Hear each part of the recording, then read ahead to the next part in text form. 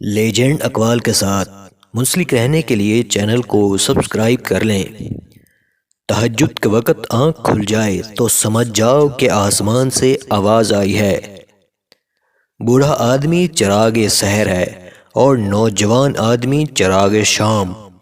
سمجھدار آدمی نقصان کو فائدہ میں بدل دیتا ہے اور بیوقوف ایک مصیبت کو دو مصیبتیں بنا دیتا ہے۔ صوفی وہ شخص ہے جو اپنے حال کو ہمیشہ چھپائے اور تمام کائنات اس کی ولایت کی ناطق ہو۔ تصوف کی حقیقت دل کو مخلوق کے رجوع سے صاف کرنا اور علیحدگی اختیار کرنا ہے۔ وہ عمل جس کے ذریعے بندہ انتہائی مدارج تک پہنچتا ہے، وہ اپنے تصور اور عجز و ضعف کا مشاہدہ کرتا ہے۔ کثرت کلام حسنات کو اس طرح چوس لیتی ہے جیسے زمین پانی کو جذب کر لیتی ہے۔